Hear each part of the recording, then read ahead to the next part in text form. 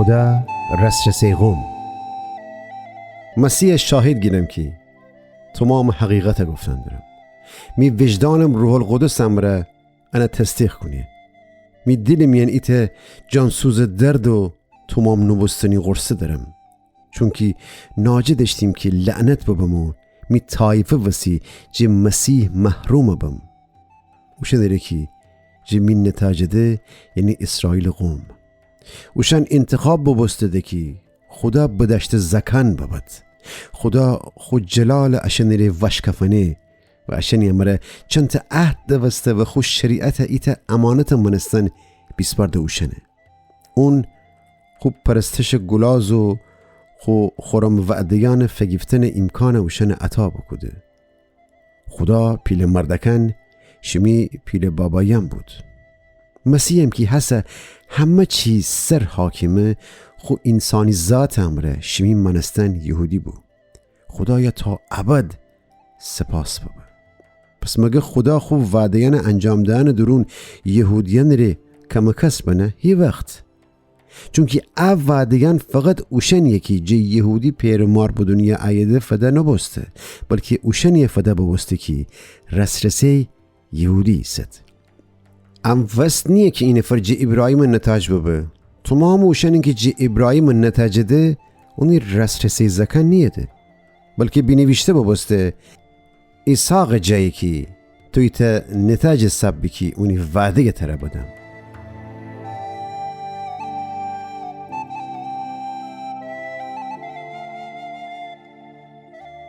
ان نشان ده که تمام ابراهیم زکن خدا زکن نیده بلکه خدا زکن فقط اوشه نیستید که اون نجات وعده که ابراهیم فده ایمان باورد. چونکه خدا ابراهیم بفرماسته بود ای سال ده ها وقت ایم و سارا ایتا پسر زای داره. ا پسر امی پیر بابا اسحاق بود که ربکا امره عروسی بکده. پس اون ربکا دوغلو شکم وسده ولی پیشتر جه که زکن به دنیا باید و ایتا خورم یا بدکردار بکند ربکا خدا جه ایتا پیغام فگیفته. ا پیغام نشان ده که خدا مردم خو خواسته مطابق انتخاب کنه اون اوشن دعوت کنه ولی اوشنی خورم یا بدکرده کار وسینیه. خدا ربکای بفرماسته پیل پسر کوجه پسر خدمت کنی. مقدس کتابان درون درباره اکار اتو بمکی یعقوب دوست داشتیم ولی عیسوی قبیل نکدم. پس چی و بگیم؟ مگه خدا جه بی انصافی سرکار کدی؟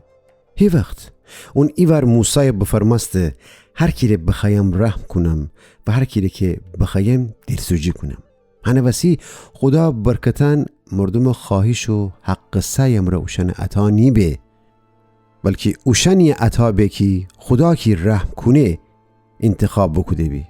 چونکه مقدس کتابان فرعون اگه ترجع خاطر علم بکدم کی می قدرتتی درون نشان بدم کی نام تمام دنیا مردم میان بشناخته بود.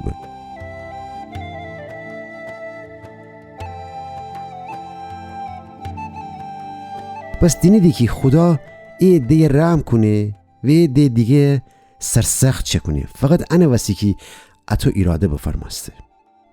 امکان داره وورسید اگه اتویه چرا خدا آدمان اوشن کاران ری سرزنش کنه مگه اوشن تنه ده ایتا کار که جه خدا خواست و اراده بیرون بابا انجام بدد. ولی اصل سوال انه که تو ای انسان کسی که خدا جه عیب گیری یعنی درستی که مخلوق خو خالقه بگه چرا مره اتو چه کدی؟ مگه کوزگر حق نری که ایت گیل مشتجه ایت غشنگ ظرف خورم کاران نری و ایت ده ظرف معمولی کاران نری چه کنه؟ اتویی هرچند که خدا حق داره خو غیظ و قدرت نشان بده ولی اوشنیه که اونی غضب جر ایسده و هلاک بسته نری مقرر ببسته فراوان حوصله امر تحمل کنی. اون اتو کنه که خو پیل جلال اوشنیه که اونی رحم جه انتخاب ببسته نشان بده اوشنیه که جه پیشتر جلال ری حاضر بستد و امان او دستشینین که اون انتخاب بکده چه جه یهود و چه جه اوشنی که یهودی نیده. اوشنی که یهودی نیده وسی هوشه نبوت درون خدا فرمایه اوشنه کی بگفتو بوم میغم نید گم حسش شمن میغم ایسید و اوشنه کی می محبوب نیده می محبوب نام نهم و حتی یم درست هوی که اوشن بگفته ببستو بو شمن می قوم نیدی اوشن خدا زنده زکن دخده بوده. اشیای پیغمبر درباره اسرائیل داد زنگی حتی اگه اسرائیل قوم دریا فرشان منستن نشستی اشمردن فقط ایت ادجه اوشن نجات یفده چونکه خدا بدون معطلی و تمام و کمال خو حکم و رأی انجام ده. اشیا ایت جیگا ده بگفته اگه آسمان لشکریان خداوند ایت نتج امر باقی ننبی صدوم و امور مردم منستن کامل جبین بوشو بیم.